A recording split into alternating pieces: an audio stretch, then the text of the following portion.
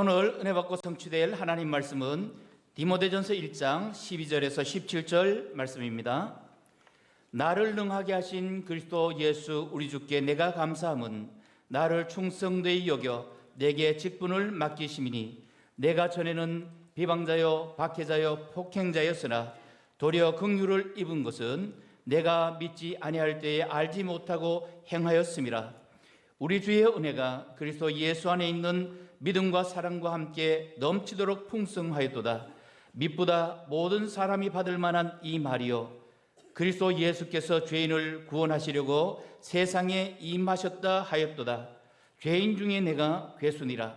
그러나 내가 긍휼을 입은 까닭은 그리스도 예수께서 내게 먼저 일체 오래 참으심을 보이사 후에 주를 믿어 영생을 얻는 자들에게 본이 되게 하려 하심이라. 영원하신 왕 곧 썩지 아니하고 보이지 아니하고 홀로 하나이신 하나님께 존귀와 영광이 영원 무궁하도록 있을지어다.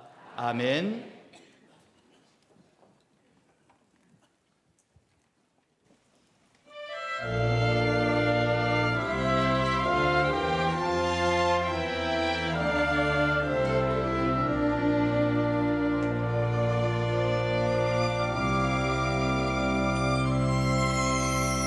새벽 잠을 깨우며 날 위해 기도하시던 어머니의 부드러운 두 손이 수많은 눈물들로 거칠어진 것 그동안 왜 몰랐을까. 새벽 잠을 깨우며 날 위해 일을 하시던 아버지의 부드러운 두 발이 수많은 아픔들로 거칠어진 것 그동안 왜 몰랐을까.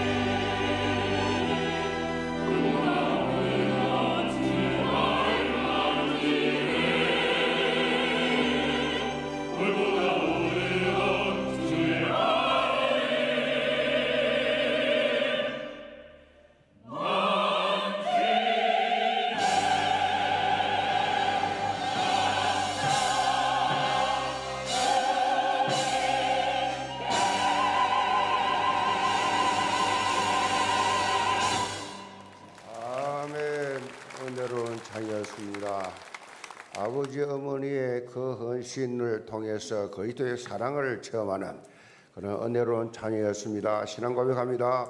주는 그리스도시요 살아계신 하나님의 아들이십니다. 아멘. 우리 국내외 모든 지교회 성도들 우리 다 같이 서로 인사합시다. 직분은 하나님이 주신 것입니다. 내가 말씀 가지고 나를 능하게 하신 이유란 제목으로 말씀을 드립니다. 5월달은 가정의 달이지요. 그래서 가정과 관련된 다양한 그런 기념일들이 많이 있습니다. 교회력으로 보면 5월 첫 주가 어린이 주일이고 둘째 주가 어버이 주일입니다. 그런데 지난 첫째 주는 세계 선교 주일과 또 예원 선교 주일을 그렇게 지켜서 오늘 그렇게 다음 세대 위원회에서 어린이 주일로 지키게 됩니다. 중요한 것은 어버이 세대가 다음 세대인 우리 후대들을 언약 안에서 올바로 세워야 하는 메시지예요. 언약 안에서 우리 자녀들을 올바로 세워야만이 여러분이 노후가 행복합니다. 사사기서를 보면요, 이 계속 악순환이 반복되지요. 계속 하나님께 벌을 받아가지고 노예로 갔다가 또 회개하고 또 그렇게 회복을 하고 나면 또 범죄해가지고 또 그렇게 끊임없이 사이클이죠, 사이클. 그렇게 반복되는 것 한마디로 말하면 무슨 말이냐? 다음 세대들, 우리 후대들에게 확실하게 언약을 세워주지 않았기 때문에, 언약 전달을 하지 않았기 때문에 그런 일이 생깁니다. 다른 세대의 특징이 뭐냐? 자녀들이 다른 세대가 돼버려요. 우리 세대하고 달라. 문화도 다르지만은 영적으로도 언약 전달을 안 하면 다른 세대가 세워져요. 다른 세대가 뭐냐? 언약 놓친 세대를 말합니다. 말씀이 없어. 하나님의 말씀이 없어진 시대, 언약 놓친 시대. 어버이 시대가 제대로 언약 전달을 하지 못했기 때문에 다음 세대가 다른 세대로 변질이 되어 버린다라는 거죠. 변질이 되어 버려요. 변질. 그래서 지금 어버이 세대, 부모 세대가 어떤 영적 삶을 사느냐가 아주 중요합니다. 어떤 영적 삶을 부모가 살고 있느냐? 자녀는 뭐요? 부모의 뒷모습을 보고 자란다. 그런 유명한 말이 있죠. 그러니까 부모가 자녀들 앞에서 아무리 그렇게 아주 훌륭한 그런 지식적인 말을 한다 할지라도 그 말한 것이 중요한 것이 아니라 그 부모가 어떤 행동을 하느냐, 행동하는 것에 따라서 그 말이 먹어주기라고 안 먹어주대요. 그래서 행동이 정말 중요하다는 거죠. 자녀 앞에서 그럴듯하게 많은 말을 했는데 부모가 그 말에 어긋나는 삶을 사는 것을 보이면 아무런 자녀의 영향을 입힐 수가 없다는 거죠. 부모를 존경하고 부모의 말을 먹어주는 이런 법이 없어요. 그래서 왜 내 말을 안 듣느냐? 자식 너 왜 내 말 안 들어? 그 말을 한다고 듣습니까? 이미 판결 다 났어요. 이미 다 그 아이들 생각 속에 아버지 어머니에서 다 판결 나버렸다니까요. 들어줘야 될 부모인지 들을 필요 없는 건지 여러분이 자연스럽게요 자녀들에게 영향력을 입혀 나갈 수 있는데 가장 중요한 것이 뭐냐? 어떻게 하면 내가 그러면 하나님 앞에서 자녀들에게 영적 영향력을 언약 전달을 할 수 있느냐? 자녀들에게 어떻게 하면 존경받는 그런 부모가 될 수 있느냐? 하나요 하나, 직분이에요. 직분. 여러분에게 주어진 직분을 어떻게 감당하느냐? 자녀들이 보고 있어요. 우리 아버지가 교회에서 무슨 직분을 맡고 있다. 그 자녀들이 보고 있어요. 여러분이 주일날 예배당에 오면서 가장 기쁨과 감사와 설레임과 행복감을 가지고 나오는지 아니면 헐레벌떡 주일 준비도 하지 않고 정신없이 그렇게 막 다구치면서 그렇게 나오느냐? 자녀들이요, 불꽃 같은 눈으로 보고 있어요. 다 보여. 자녀들 눈에는 다 보여. 여러분의 부모의 영적 상태가 다 보여. 여러분이 정말로 하나님이 내게 주신 이 직분이 얼마나 귀하고 감사한지, 이것을 정말 그런 신앙으로 감당하고 있느냐, 아니면 억지로 어쩔 수 없이 엄청 부담 가지고 하느냐. 자녀들의 레이더 속에 다 들어갔어요. 여러분 상태 다 보고 있어요. 부모는 말이 아닌 여러분 신앙의 모습으로 영향을 입혀야 됩니다. 말이 필요 없어요. 저희 아버지는 말이 없는 분이에요. 하루 종일 몇 마디 안 하는 분이에요. 원래 성격이 내성적이에요. 우리 어머니는 말을 많이 하는 편입니다. 그런데 그 말하고 안 하고가 중요한 게 아니라 자라면서 아버지는 어떤 신앙이고 어머니는 어떤 신앙이고 그게 다 판단이 나버려요. 영향을 받게 돼 있어요. 그거 하려고 하는 게 아니에요. 어떻게 자식이 부모를 판단합니까? 그게 아니에요. 그대로 다 보여진다니. 그래서 부모의 말을 들을 때도 그 수준에 맞춰서 이해하고 수용하고 한단 말이에요. 그 자녀들이. 오늘 본문에 보면 사도 바울이 자신에게 직분을 맡겨주신 예수님께 기쁨과 감사의 고백을 하고 있어요. 사도 바울은 자신이 지금까지 사역을 해온 것은 자신을 능하게 하신 그리스도 예수가 있었기 때문에 가능했다라고 결론을 내리고 있어요. 나를 능하게 하신 그리스도 예수 우리 주께 감사함은 나를 충성되이 여겨 내게 직분을 맡기심이니, 그리스도께서 나를 충성되이 여겼다. 그리고 나를 능하게 하셨다. 나는 정말 감사함으로 내게 주신 직분을 감당하고 있다. 이 세 가지죠. 다시 말씀드릴게요. 그리스도께서 나를 충성되이 여기셨다. 그리고 감당할 수 있도록 능력을 주셨다. 이것에 대해서 내가 감사한다. 이거 세 가지. 이 세 가지는 모든 직분자들이 가지고 있어야 할 영적 신념이고 믿음의 고백이에요. 특별히 예수님은 우리에게 어떤 미션을 주실 때, 어떤 직분을 주실 때 결코 내 힘으로 감당하라고 주시지 않습니다. 내 힘으로 내가 무슨 능력이 있어서 하나님 일을 할 수 있어요. 내 힘으로 하는 것이 아니에요. 예수님께서 제자들을 부르실 때도 내가 너로 사람을 낚는 어부가 뭐요? 되라 하지 않았어요. 되리라 해서 되리라. 내가 되게 해주겠다. 예수님의 제자들 뭐 능력 뻔하지 않습니까? 수준 뻔하지 않아요? 그러니까 그 어부라는 게 뭐 그때 고기 잡는 사람이나 지금 고기 잡는 사람 수준 똑같아요. 막장이 뭔지 아세요? 막장이. 인생을 살다가 하다 하면 막장이 두 가지예요. 탄광 가든지 어부로 가든지입니다. 어부 고기 잡는 사람들 보면요 거의 다민족도 요즘 많죠. 안 해요. 힘들어서. 보통 힘든 게 아니에요. 막장입니다. 그게 인생의 남자로서 갈 수 있는 막장이 그거거든. 그 어부가 그때 무슨 능력이죠? 무슨 능력이 있어서 사도를 합니까? 하나님은요 능력 있다는 사람 제일 싫어해요. 난 능력 없습니다 하는 사람을 쓰신다고.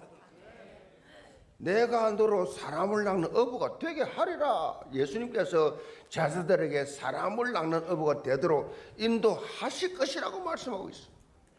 부활 성전하시 직전에 제자들에게 선교 미션을 주실 때도 마찬가지예요. 선교 전 세계 복음을 위해서 그 미션을 주시는데 뭐라 그랬습니까? 오직 성령이 너에게 임하시면 너희가 권능을 받고 예루살렘과 온 유대와 사마리아 땅 끝까지 내 증인이 되게 하려 하시리라. 증인이 되리라. 그 되라가 아니에요. 해라가 아닙니다. 되게 해주겠다는 것입니다. 정인 되리라. 되라가 아닙니다. 되게 해주시겠다는 것입니다. 그래서 직분은 하나님 주신 힘으로 하는 겁니다. 그래야 감사가 있어요. 그래야 불평하고 원망하지 않습니다. 하나님 주신 힘으로 하기 때문에. 제가 어릴 때 보면요, 교회 직분을 맡잖아요. 그럼 이제 직분이 장로가 되고 이렇게 직분을 맡게 된 담임 목사하고도 막 대화를 하고 뭐 회의하고 하잖아요. 그러면 뭐요? 사람이 뭐 있어 보면 만날 수 있고 안 만날 수도 있지요. 그게 사람인데 완전하지 않다 보니까. 근데 그걸 가지고 불평 원망을 다른 사람에게 막 말을 해요. 막 불평을 해요. 당연한 걸 집에 가서 자식들에게 막 사과 말해요. 그렇게 하는 그 가정을 제가 보았어요. 늘 부정적이에요. 우리 집안은 우리 중에는요 거의 목사가 집안에 많이 났어요. 그 집안만 하나도 없어요. 그 정도가 아니에요. 자살하는 일이 생겼어요. 얼마나 가슴 아픕니까? 그러니까 아이들도 똑같아. 부모 우리 대화래 사촌이잖아요. 그러면 부모가 한 말 그대로 받아가지고 우리인데 해요. 부모가 한 불평, 원망, 비판을 그대로 해요. 우리 부모님은 안 그러는데, 우리 부모님은 전혀 그런 거 똑같은 교회 나가는데 전혀 그런 말을 하지 않는데 계속해요. 근데 속으로 뭘 느끼냐? 야, 저러면 안 되는데. 저거를 이모부가 저걸 듣고 자식들이 저렇게 말하는 자식들이 그대로 듣고 그걸 말하는데 저러면 안 되는데 어릴 때부터 그 생각이 들었다니까요. 여러분, 하나님의 교회에서 주신 직분을 하나님 주신 힘으로 기쁨으로 감당하시기 바랍니다. 불평 원망하시고 하지 마세요. 사람 많잖아요. 내 하나 안 해도 아무 상관없어요. 불평 원망하고 짜증나고 화나고 하시면 안 하는 게 더 나아요. 왜? 그 괜히 해가지고 나쁜 영향 미쳐가지고 그 대가를 누가 받을 거예요? 사도 바울은요 직분에 대해서 감탄했어요. 그러면서 이 축복을 맛보면서 실제로 맛보면서 사역했어요. 직분이 너무 좋아가지고 너무 행복했어. 너무 감사했어. 자신을 직분 감당할 수 있도록 능하게 하신, 충분히 감당하게 하신 그리스도 예수의 능력을 힘입은 삶을 살았다. 아멘. 제가 그 체험을 한 거예요. 여러분처럼 구역장도 하고 집사도 하고 장로도 하고 부장도 하고 회장도 하고 재정위원장까지 다 했어요. 젊을 때 다 했다니까. 30나 다 끝냈다니까. 근데 단 한 번도 불평, 원망, 힘든 거 없었어요. 제가 처음 하고 하는 말이 너무 감사하고 영광스럽고 막 자랑스럽고 너무 감격스러웠어요. 어쩌다가 나의 직분을 맡아서 하나님이 이렇게 축복하시나? 단 한 번도. 그러니까 전국 집회를 다녔지. 막 전국에서 오라고. 집사장으로 때. 너무 감사해서 그 축복의 통로라. 야, 직분이 축복의 통로가. 나는 책 보고 말하는 게 아니에요. 누구 말대로 하는 게 아니에요. 내가 해보니까 하나님이 주신 직분은 내 일생의 축복의 통로구나. 그런데요, 주위 사람들 그렇지 못한 사람이 너무 많아요. 이상하대. 하나님 주신 직분에 감격하면서 감격하면서 해야 되는데 그렇지 못한 사람들이 많더라니까. 이야, 속된 말로 간땡이 크구나. 저는 그렇게 생각해요. 간땡이 크네. 여러분, 오늘 본문 통해서 이렇게 자신을 능하게 하셔서 어떤 삶을 살기 원하시는지를 밝히고 있습니다. 영계 전 성도는 우리가 어떤 삶을 살 때 그리스도의 능력을 힘입어서 약속의 땅을 차지하는 응답을 맛볼 수 있는지 오늘 본문을 통해서 답을 얻고 언약 성취의 정인들 다 되시기를 제물로 축복합니다.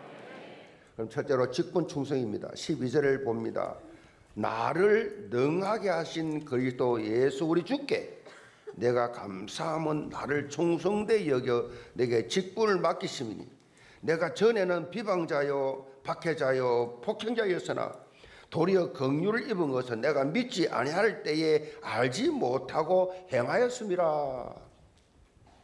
사도 바울은 디모데전서를 시작하면서 거짓된 다른 교훈에 빠지지 말고 하나님의 영광의 복음을 따르는 바른 교훈의 안에 거할 때에 바른 교훈 안에 거하라.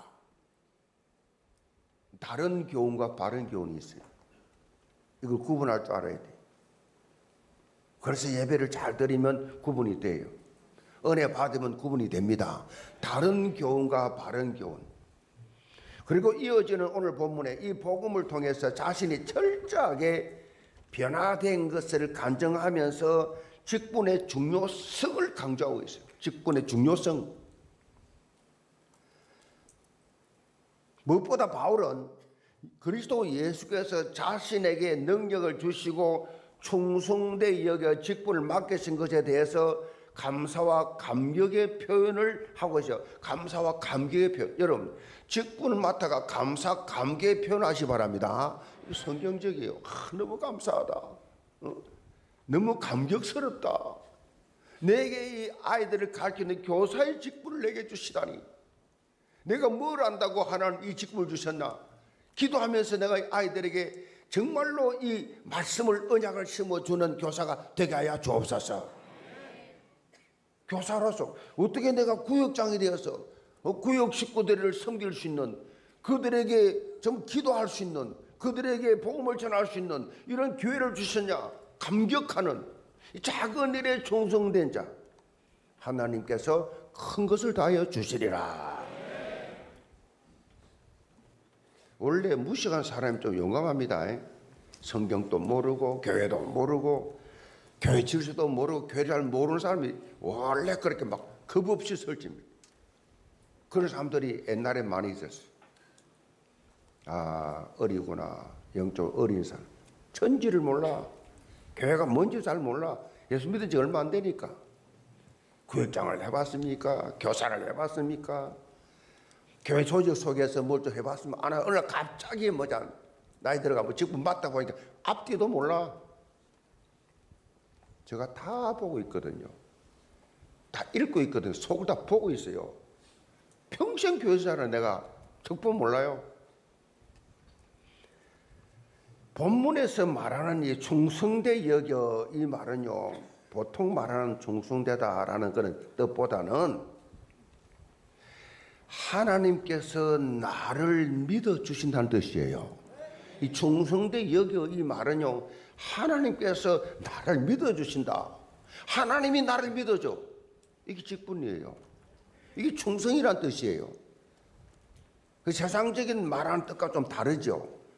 성경이 말하는 충성되다 말은 하나님이 알아준다는 것입니다. 하나님이 밀어준다는 것입니다. 믿어주는. 얼마나 영광스러워요. 살다 보면요, 다른 사람이 나를 믿어준다. 나를 믿어준다. 들으면요, 어떤 힘까지 생기잖아요. 아, 날 믿어준다. 막 힘이 솟아나지요. 뭐 집에서 뭐 남편이 아내를 믿어준다. 엄청 힘나지요. 안 믿어주니까 문제지. 안 믿으니까 서로 싸우는 겁니다. 믿어주면 되는데, 여러분 부부 가정 생활하면서요, 싸우는 거는 사단이 이미 함께 들었다는 증거예요. 의심이란 단어를 가지고 의심을 심거든요. 그 넣어주면 그럼 싸웁니다. 싸워. 아니다 맞다 싸우는. 그 사단이 난장판을 치게 만든다. 박수를 치지요. 그 믿음 문제라면 믿음. 남편을 믿어주는 아내가, 아니 자식이 말 부모를 믿어줄 때, 자식을 부모가 믿어줄 때, 서로 믿어줄 때 힘나지요. 요즘 남자들은 다 약해요. 옛날하고 달라요. 그러니까 여성 동포 여러분은 집에서 남편을 좀 인정해 주시기 바랍니다. 남편을 인정하고 칭찬해 주세요. 완전히 달라집니다. 의식적으로. 남자가 말이야 예수를 믿고 장로가 돼버리니까 이제는 꼼짝 말하잖아요. 그러니까 여자가 아니 안 믿을 때는 그렇게 남편이 잘하더니 잘 믿고 신앙이 잘하니까 지보다 더 잘하니까 이제는 막 기어올라 그냥 남편을 좌지우지해. 불신자들은요 그럼 집 나가봅니다. 다른 살림 차려버려요 그냥. 이거 알아야 돼요. 예수 믿으니까 못하는 거요. 그 약점 잡고 이용해 사람 괴롭히면 안 돼요. 내가 볼 때 그래. 참 착한 장로인데 보면 집에서 고난을 당해. 왜 당하냐? 장로라는 거든. 능력도 있고 잘하는데 당해. 그 여자들 회개해야 돼요. 오늘부터 믿으시 바랍니다. 믿어 안 줘도 인정만 좀 해주라. 칭찬하고 격려하고. 월급까지 오면 당신 한 달 정말 수고해서 말하는 여자들이 그 사람 은혜 받은 사람이 진짜 거의 없어. 당연한 걸 뭘. 저도 들은 적 없습니다만 어떻다.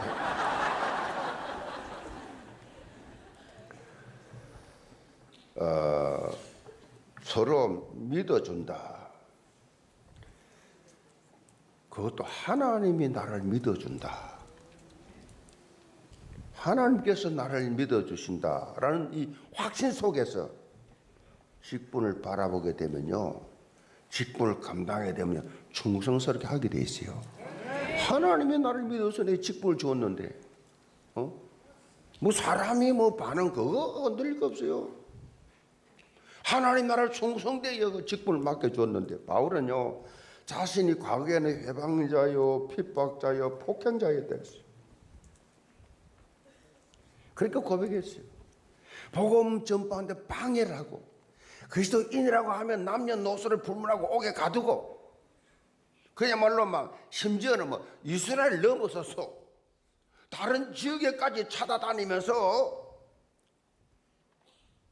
예수 믿는 사람 잡아오는 타의 추종을 불허하는 핍박자. 가장 강한 핍박자였어요. 이런 인간이 다메섹 도상에서 부활하신 예수 그리스도를 만나기 전까지 그의 주특기는 예수 믿는 사람을 잡아다가 공의 앞에 세우는 거예요. 이것을 위해서는 포악한 행동도 하지 않았습니다. 다시 말하면 이 바울이 예수 믿기 전에는 열심히 특심이었어. 예수 믿는 사람 잡아 가두는 데는. 그 정도가 얼마나 심했던지 보면 15절에 자신을 뭐라 그랬어요? 죄인 중에 괴수라 그랬어요. 죄인 중에 괴수라. 쉽게 요즘 말하면 자신을 악질 중에 악질이었다는 거죠. 그런데 사도 바울이 이 표현을 한 것은요. 결코 자신의 죄 문제를 강조하기 위함이 아니고 이 바울이 강조한 핵심은 그럼에도 불구하고 자신을 사도로 부르주셨다는 것입니다. 이런 나를 사도로 부르셔서 주의를 할 수 있는 하나님의 놀라운 은혜 그리고 긍휼 이걸 지금 강조하는 것입니다. 하나님은 그런 분이에요. 은혜와 긍휼. 본문 표현대로 하자면 그리스도 예수께서 자신을 능하게 하셨다. 고린도전서 15장 9절로 10절을 보면 이 부분을 아주 사실적으로 고백을 바울이 하고 있죠. 나는 사도 중에 가장 작은 자라. 나는 하나님의 교회를 박해하였으므로 사도라 칭함받기를 감당하지 못할 자니라. 그러나 내가 나 된 것은 하나님의 은혜로 된 것이니 내게 주신 그의 은혜가 헛되지 아니하여 내가 모든 사도보다 더 많이 수고하였으나 내가 한 것이 아니요 오직 나와 함께 하신 하나님의 은혜로라. 바울은 이렇게 나의 나 된 것은 하나님의 은혜다.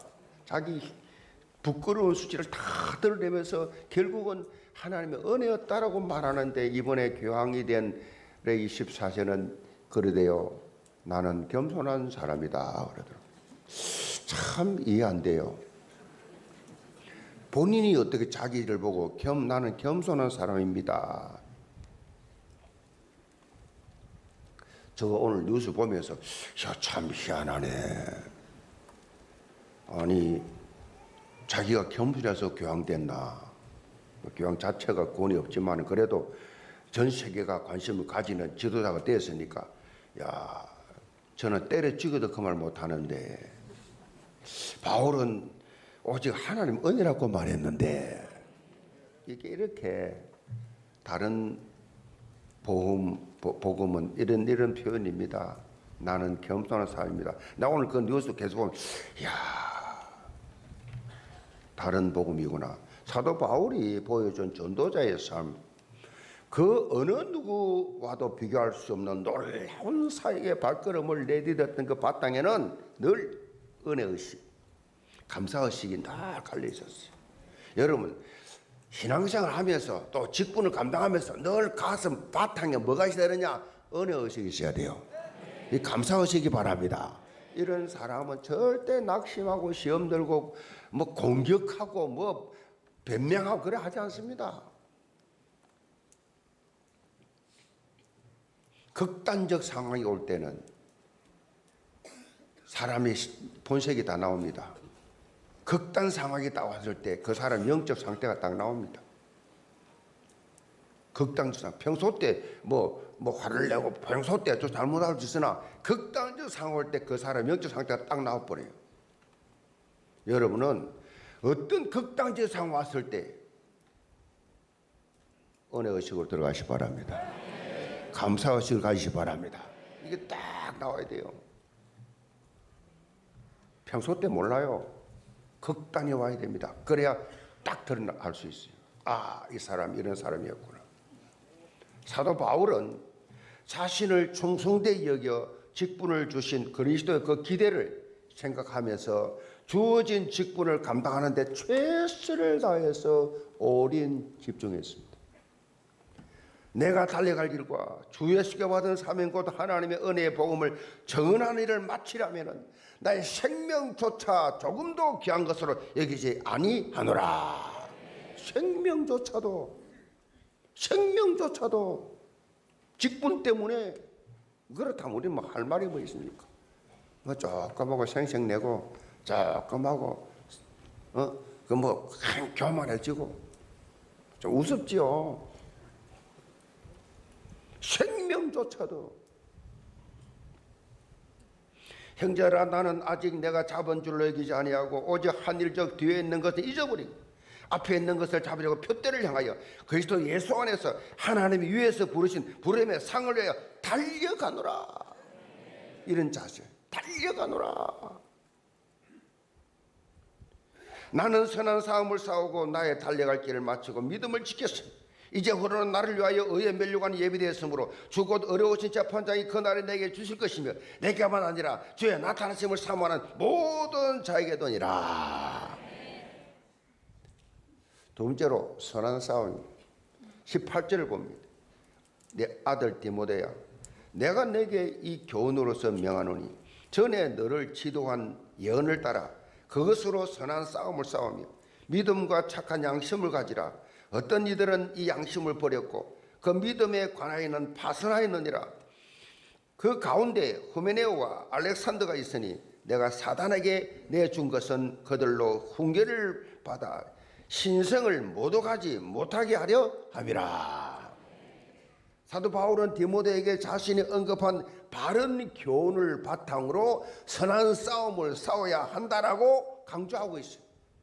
하나님의 이 말씀에 따라서 예수 그리스도의 십자가의 대속과 부활의 이 복음을 가지고 영적 싸움을 싸우라. 영적 싸움을 싸우라고. 사도 바울은 특별히 복음에 역행하는 것에 대해서 단호히 대처하는 것을 강조했습니다. 복음에 역행하는 것, 복음과 반대되는 것은 단호히 싸움이었습니다. 그러면서 믿음과 착한 양심을 가질 것을 권면하고 있어요. 믿음과 착한 양심, 이것은 우리가 직분을 감당할 때 가지고 있어야 될 중요한 영적 자세입니다. 믿음과 착한 양심, 중요한 영적 자세죠. 영적 싸움을 싸워서 승리하는데 필요한 영적 무기입니다. 영적 무기. 믿음과 착한 양심. 믿음이라는 것은 하나님의 말씀을 바르게 아는 믿음입니다. 하나님의 말씀 바르게 아는 믿음. 착한 양심은 하나님의 말씀 기준에서 벗어나지 않는 것. 말씀 기준에 벗어나지 않는 것. 하나님의 말씀 중심의 삶에서 벗어나면 파선하는 거지요. 말씀 중심에서 벗어나면, 오늘 본문에 보면 후메네오와 알렉산더라는 사람이 믿음과 착한 양심을 버리고 그랬어요. 파선을 한 대표적인 예로 여기 나타나 있습니다. 디모데후서 2장 18절에 보면 후메네오는 부활이 이미 지나갔다라고 하면서 부활 소망을 바라보면서 믿음에 도전하고 있는 성도들을 낙심케 만들었어요. 부활을 벌써 했다. 계속 그렇게 낙심하게 만들었어요. 알렉산더는 정확하게 누구인지는 그렇게 알 수 없지만 사도 바울이 사단에게 이들을 내어주었다라고 하는 표현을 볼 때 하나님의 영광의 복음이 아닌 다른 교훈, 성경적인 아닌 다른 것, 그것을 가지고 거짓 교훈을 전했다는 것을 분명히 알 수가 있어요. 본문에 보면 사도 바울이 이들을 사탄에게 내어주었다라고 표현했는데, 이 사탄에게 내어줬다 이 말은 출교를 의미합니다. 출교입니다. 출교. 교회에서, 이 사람은 우리 교회에서 신앙생활을 할 수 없는 사람이다. 이 사람은 교회에 방해가 되고 교회 부흥에 방해도 교회를 비방하고 교회를 방해하는 사람이다. 그러면 어떻게 하냐? 출교시킵니다. 교회에서 출교시키고 당회를 열어서 출교시킵니다. 사단에게 내어 주었다. 출교를 말하죠. 요즘 말하면 출교를 말하는데, 잘 봐야 될 것은요, 이와 같이 징계의 목적은 뭐냐? 징계의 목적은 파멸을 위한 것이 아니에요. 징계를 통해서 다시금 돌아오게 하기 위함이었다. 뭐든지 그렇습니다. 돌아오게 하기 위함인데, 그들로 교훈을 받아 신성을 모독하지 못하게 하려 함이라. 신성을 모독하지 못하게, 교회를 방해하지 못하게. 오늘 본문을 보면 후메네오와 알렉산더가 처음부터 문제가 있었던 거 아니에요. 바울 곁에 있을 정도면 처음부터 그런 사람 아니었어요. 시간이 흐르면서 말씀에서 자꾸 벗어나고 양심이 뭐죠? 자꾸 양심이 화인 맞은 상태로 간 거예요. 처음에는 안 그랬어요. 근데 자꾸 시간 지나면서 이제 양심이 점점 화인을 맞아. 자, 이 세 가지 고백이 바울의 충성된 삶을 실제적으로 대면해 주고 있는데, 하나님이 자신에게 주신 미션을 붙잡고 완수했다. 우리도 사도 바울처럼 돼야 돼요. 왜 많은 사람들이 응답을 체험하지 못하느냐? 응답을 왜 못 받느냐? 기도는 다 하지요. 왜 응답을 못 받느냐? 틀린 목표를 붙잡았기 때문에. 하나님과 맞지 않는 틀린 목표, 성경과 맞지 않는 틀린 목표를 잡으니까 응답을 못 받는 거예요.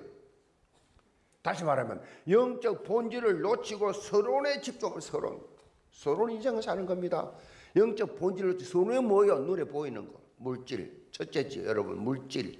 이게 하나님의 이 시대에 지금 오직 돈입니다. 물질.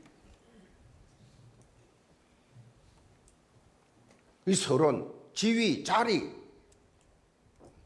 불신자들 보세요. 피튀기를 합니다. 자리 하나 차지하려고. 남들보다 높은 데 올라가려고 죽게 살기로 열심히 공부하고 너보다 더 잘 살려고 열심히 일하고 하지요. 서론은 일시적인 것입니다. 땅에 있는 것입니다. 영원하지 않습니다. 서론 인생, 거기에 생을 다 들여. 서론에 집중합니다. 아무리 열심히 달려도 방향이 맞지 않으면 결승을 통과 못해요. 방향이 안 맞아. 그래서 우리는요, 올바른 목표를 붙잡고 충성하자. 올바른 목표. 그 목표가 여러분의 주어진 직분이에요. 직분은 뭐예요? 하나님을 위해서, 그리스도를 대신해서, 그리스도 대사로, 그리스도 대신 내가 하는 겁니다.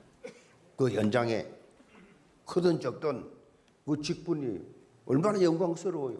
얼마나 자랑스러워요. 그래서 여러분 성경대로 여러분 직분 감당하면 평생에 하나님이 축복하신다. 제가 체험하고 말하는 거라니까요. 설교를 위한 설교를 합니까 제가. 특별히 내게 주신 직분을요, 다른 직분과 비교하는 순간에 당합니다. 다른 직분과 비교하지 마세요. 무슨 교회에서 높고 낮은 게 있습니까? 우리나라 속담에 남의 떡이 커 보인다 하잖아요. 지 떡하는데 남의 떡 커 보여. 나도 직분이 있는데 내 직분보다 저 직분이 더 좋아 보이고 더 귀해 보이고 더 커 보여. 자기 직분에는 소홀하면서 다른 사람 직분에 대해서 열매 맺는 거, 응답받는 거만 쳐다보고만 있어.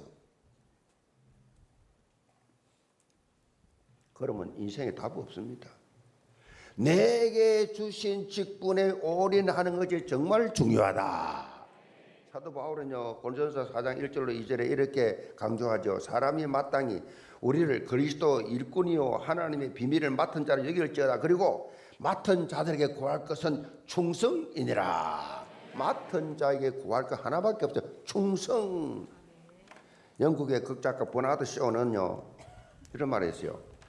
세상에서 가장 바보스러운 사람은 자기 직업을 의무로 생각하는 사람이다 그랬어. 직업을 의무로 생각해. 자기에게 맡겨진 일을 할 때 의무로 하는 것만큼 괴로운 게 없어요. 힘들어. 그 직장인들 보면 다 인상들 쓰고 다니. 의무를 하니까. 처자식 먹여 살려야 되니까 할 수 없이. 이런 사람의 특징이 뭐냐? 불평 원망이 많아요. 그 특징이 불평 원망이 많아요. 매사에 짜증이죠. 매사에 짜증이죠. 이거는요 자신뿐만 아니라 주위의 사람들 다 불행하게 만드는 그런 결과가 와요. 사역 자체가 여러분 즐겁고 행복하시 바랍니다. 어때 아버지 엄마는 저렇게 교회 직분 맡은 거 저렇게 행복해 할까? 저렇게 감사해 할까? 어떻게 저렇게 고마워할까? 저렇게 충성할까? 자녀들이 볼 때 아버지 엄마가 교회 일을 한다고 밥도 잘 안 해주지만은 그게 상처가 됐지만은 커서는요 큰 믿음이 도움돼요. 우리 아버지 엄마 올인해서 교회에 그렇다 밥 해주지 말할 것만 아닙니다. 지혜로운 여자는 그거 다 하고 다 합니다. 다 하고 하지. 조금 모자란 사람들이 그런 사고를 치지요. 구원해 주신 것만 해도 감사한데 나에게 하나님이 직분을 주셨다. 너무 감사하지 않아요? 너무 감사하잖아요. 저는 그 너무 감사해서 세월 가는 줄 몰라. 그래서 이게 어떻게 세월을 가는 줄을 모르겠다니까 너무 감사했어. 40년 전에 본 분들도 어째 똑같네 그래 똑같네 그래. 저거 참 신기하다. 어떻게 40년 전에 개척할 때 있던 그 팀들이 와서 미국에서 와가 목사님 개척할 때 그때하고 30 몇 년 전에 똑같네요.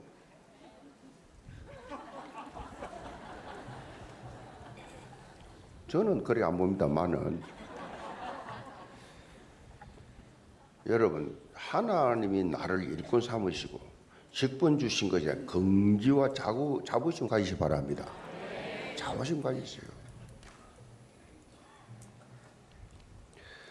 그래서요 갈렙처럼 약속의 땅을 확실하게 차지하는 성경적 충성의 대명사들 다 되시기를 주님으로 축복합니다.